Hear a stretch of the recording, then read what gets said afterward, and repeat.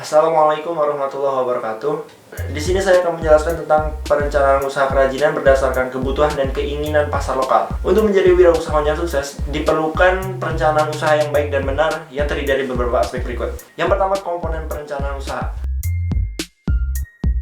Seorang wirausahawan harus mampu memanfaatkan peluang usaha dan juga harus mampu beradaptasi dengan lingkungan pasar. Untuk mengetahui potensi dalam peluang usaha, diperlukan analisis peluang usaha. Salah satunya adalah dengan metode SWOT. Nah, metode SWOT ini adalah singkatan dari Strength, Weakness, Opportunity, dan Threat. Selain itu, seorang wirausahawan juga harus mempunyai ide-ide yang kreatif dan unik. Karena suatu produk itu bukan dinilai dari harganya yang mahal, tetapi dari kreativitas dan dari inovasinya. Boom!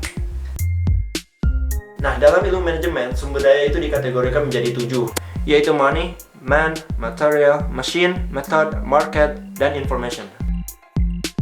Nah, administrasi ini biasanya berhubungan dengan proses catat-mencatat, tulis-menulis, surat-menyurat, dan sebagainya lah. Nah, catatan tersebut itu diperlukan untuk mencatat semua kegiatan yang terjadi setiap harinya dalam usaha tersebut. Administrasi juga diperlukan oleh pemilik usaha agar dapat memonitor, menyusun, dan mengatur semua kegiatan usaha. Secara sederhana, pemasaran itu adalah suatu proses pengenalan produk kita kepada konsumen.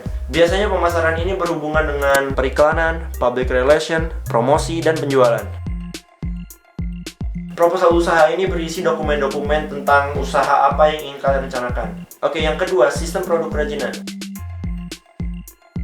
Untuk jenis limbahnya bisa kalian ambil dari limbah domestik, limbah industri, pertanian, pertambangan, dan lain-lain. Sebagai contoh kan saya akan menggunakan limbah kertas karena lebih mudah diolah.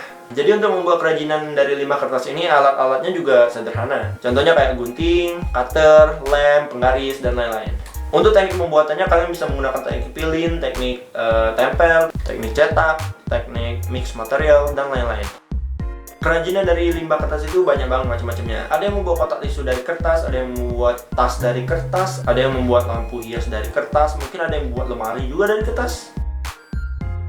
Tahapan proses produksi ini ada 4 tahap. Tahap pertama adalah tahap penyiapan bahan, ya, dimana kalian itu siapin bahan-bahannya apa yang diperluin untuk pembuatan kerajinan tersebut. Tahap kedua adalah tahap proses pembentukan kerangka. Jadi sebelum kalian membuat kerajinan, kalian harus buat kerangkanya terlebih dahulu. Yang ketiga ada proses perakitan. Nah, di sini proses perakitan itu adalah proses kalian merakit kerajinan tersebut dari kerangka yang telah kalian bikin sebelumnya. Yang terakhir itu ada tahap finishing. Nah, di tahap finishing ini mungkin isinya kayak cuman pemolesan atau penambahan biar kerajinan kalian lebih enak dilihat.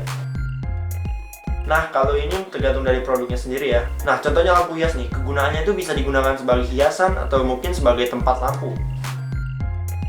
Pengemasan merupakan teknik untuk membungkus dan untuk melindungi kualitas produk. Nah, fungsinya agar mudah untuk distribusi, untuk penjualan, dan juga untuk penggunaan. Untuk meningkatkan permintaan dari konsumen, ada beberapa teknik yang harus diperhatikan. Yang pertama, sebelum kalian menentukan jenis kemasan yang akan digunakan, tentukan dulu segmen pasar yang akan dituju. Nah, untuk segmen kelas atas, segmen pasar di atas, itu bisa menggunakan pengemasan kayak aluminium foil, terus ditambah stiker sebagai label. Sedangkan untuk kelas menengah ke bawah, itu biasanya menggunakan plastik atau pakai kertas sebagai alat membungkusnya. Yang kedua, jangan terlalu ngikutin tren. Usahakan menggunakan tampilan yang baru, unik, dan kreatif agar lebih menarik minat dari konsumen. Yang ketiga, jangan cari bahan kemasan yang susah didapat.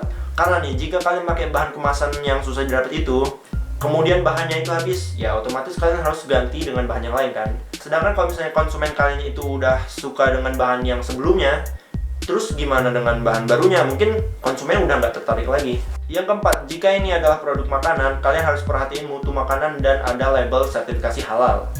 Oke, untuk yang bagian ketiga ada perhitungan harga jual produk kerajinan. Oke, untuk di bagian ini ada 3 bagian.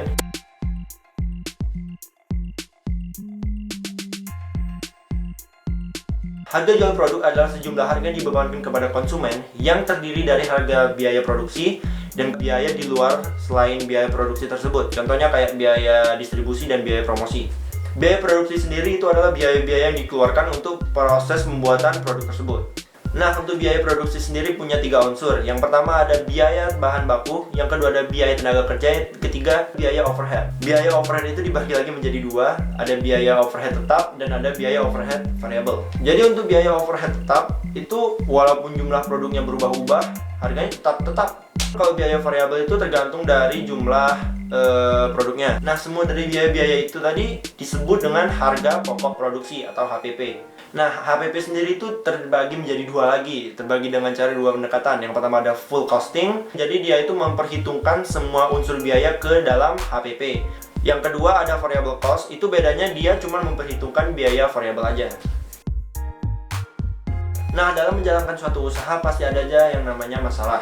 Ya, beberapa dari masalahnya tuh kayak sumber daya manusia, minat pasar, siklus penjualannya, perencanaan modal, terus manajemen keuangan dan waktu yang buruk. Oke, kemudian ke bagian yang terakhir ada media promosi produk kerajinan.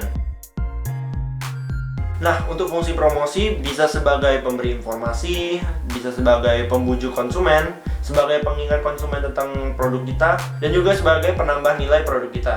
Nah, untuk garis besar tujuan dari proses promosi ini ya untuk mengenalkan produk kita dan supaya konsumen bisa membeli produk kita. Media promosi dibedakan menjadi dua. Yang pertama ada above the line. Nah, untuk above the line ini biasanya promosinya itu dari iklan, baik iklan koran, iklan radio, atau iklan dari manapun. Dan yang kedua ada below the line. Sedangkan untuk below the line itu adalah proses promosi dari kegiatan promosinya. Bingung kan? Nah, jadi contohnya gini, kita ngadain peragaan busana. Nah, secara otomatis itu juga mempromosikan produk-produk fashion gitu. Nah, untuk pemilihan media promosi ini, kalian juga harus nggak boleh asal pilih. Ini tergantung juga dari produk apa yang kalian promosiin. Sebagai contoh ini nih, produk makanan. Untuk produk makanan, kalian bisa promosikan melalui kayak bazar-bazar atau mempromosikannya dengan akun sosial media kalian. Mungkin itu saja yang bisa saya sampaikan. Apabila saya ada salah kata, saya mohon maaf. Assalamualaikum warahmatullahi wabarakatuh.